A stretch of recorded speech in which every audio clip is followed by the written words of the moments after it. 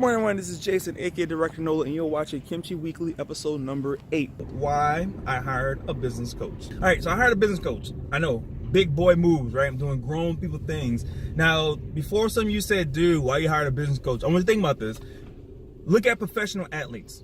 What makes a professional athlete, right? Yes, they're talented. They got freaking amazing skills. They're like damn near superheroes. But the thing that you don't hear about, they got coaches, right? You need all professionals have coaches. They have people who can identify that raw talent, who can see the potential in these amazing athletes, but then they can help take it to the next level. They can help refine it. They can help make it better. So I hired a business coach to help me get Kimchi Socks out of its current status, to help me also grow in my entrepreneurship journey, my career, because I want to be because entrepreneurship to me is like the ultimate sport that you can play until you die. I mean, look at Warren Buffett. He's still going.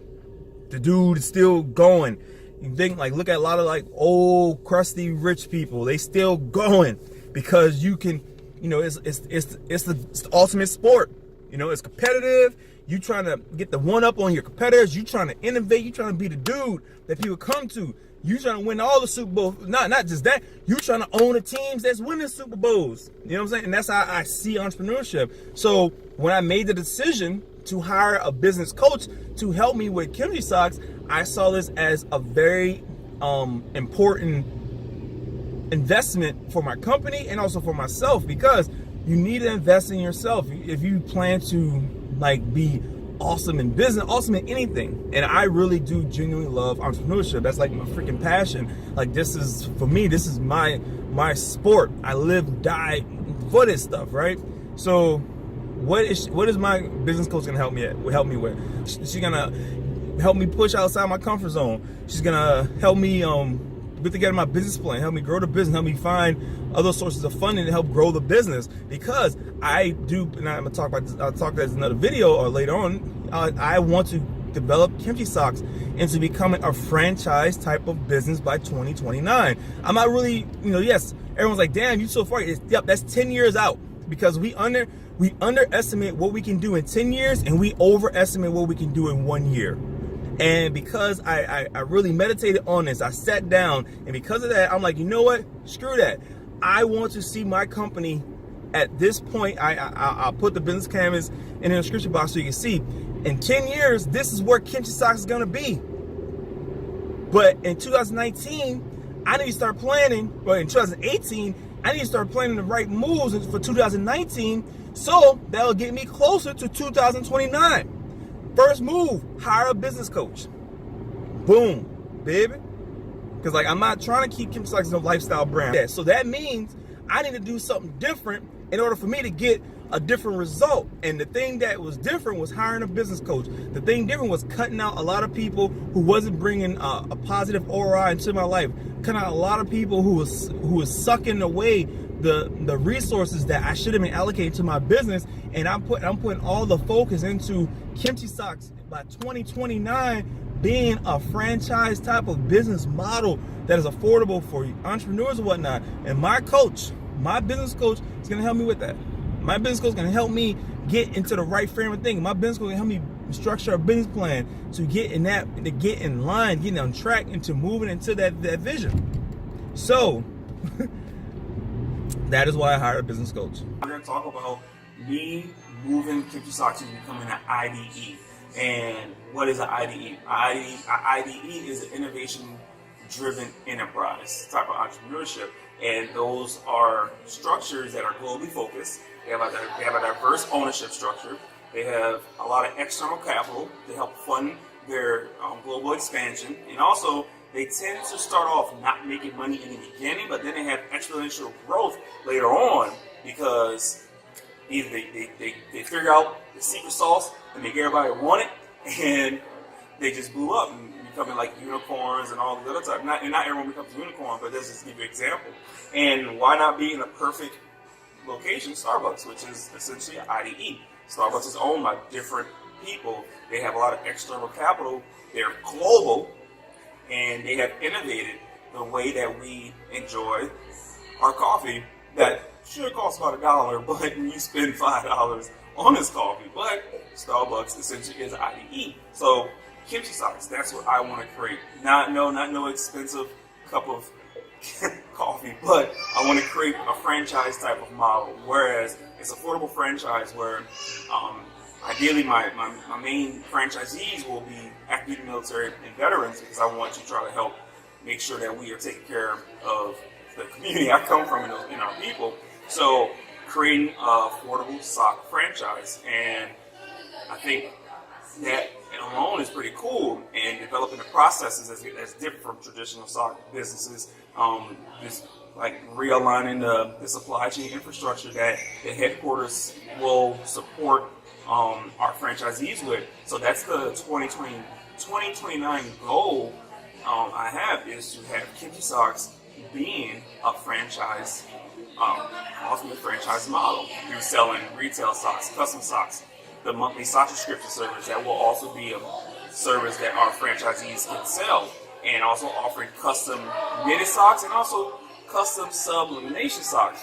And the sublimination socks, right now my vision is that being done in the actual stores that are kiosks that our future franchisees will be able to do. So that's my ultimate goal with developing Kimchi Socks to an IDE, which is about 2029. Kimchi Socks will be selling sock franchises to people. Okay, so far we have raised $6,100 out of the $50,000 that I'm looking to get to build this small sock factory. That leaves us with about, as of today recording, about 7 days left to reach this goal. And I actually got a good feeling about this. Like almost every week when I launch a new Kimchi Weekly video, there's always a new person who's contributing towards my campaign to get the funds to build this small sock factory. So for those of you who have contributed to this effort, and by contributing I really mean are you purchasing your reward or your Kimchi Sock VIP, I greatly thank you, appreciate it. And if you don't mind, to everybody else that, hey, look, I'm supporting this young man right here in building his own small sock factory. What equipment will be purchased with the funds? So early on in the year, I was talking about developing, like I said, automated knitting operations. Well, after looking more into it and seeing that there's a new process that I'm interested in that requires less resources to get upstarted and a shorter learning curve time, and that is sublimination process. I've been talking about this like almost every week now. I'm like almost every day I'm talking to this one guy who's like an expert on it, asking him questions and getting his feedback, and that is what I'm going to use his funds to do, is to develop the sublimination process that's going to be in the shop, per se, workshop slash factory slash retail shop that I'm going to set up in the Salt Entertainment District where I currently live at.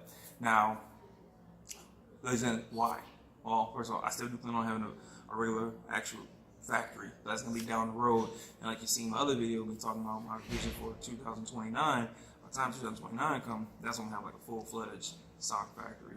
But right now, since we're in 2018 and moving towards 2019, I'm thinking about realistic type of achievable goals. And a realistic achievable goal is setting up an operation that can produce sub-lamination style socks while still working with my manufacturer who produces the knitted socks for me, because he has the infrastructure in place. So I'm going to set up the other infrastructure, which is a much more achievable goal in the short term. But like I said, the long term, Kimchi Socks will have his own actual factory that produces its own knitted socks that will then supply socks for our franchisees that I'm planning to have starting to roll out by 2029.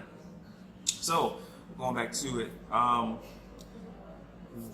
I said, the money that we've been bringing in, and since it's like Black Friday sales going on, I've been already pricing the heat presses that I need, the printer that I need to support the sublimination socks that I will start delivering to my community in the future. With that, right now I have a small shop that's being used as storage because it's cold right here in Korea and there's no AC, no heating in that shop at all. So But I also went yesterday and spoke to my commercial realtor about another retail bay, whatever that's behind my shop, and talking to him about leasing that one, and then connected him, therefore giving me the real estate to set up the small workshop for the lamination socks, and also storage, and also have the retail side as well.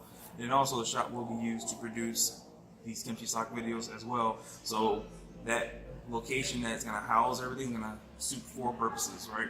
Now, even like I said earlier on, I say with the warehouse was gonna need like $10,000, like $10,000 equivalent for the deposit, and then about $1,000 a month for the rent. Well, with this option, I just need to give the person who's renting out that space $1,000 for the deposit, and then rent for that space is $250. Now I currently pay $250 about right now for my little spot. So then that would just mean now my rent goes up to $500, and I'm only going to put $1,000 down for the deposit for this new location that's going to house the factory, storage, retail, and the content creation studio. Not really gonna make a studio, but the retail store will be used for content creation purposes as well. So that's what I've been working on and figuring out how to go about using these funds to the most optimum use and achievable, realistic time frame. Should I or shouldn't I develop a course on how to start a sock business? The reason why I ask is because I get a lot of questions, email, Instagram DM, even sometimes Facebook message. People asking, hey, how can I get into starting a sock business? And that's one of the biggest things that's the issue with this industry, which is actually called the hosiery industry, is what those of us who sell socks are in. We're in the hosiery industry. The issue is that the information is not easily accessible.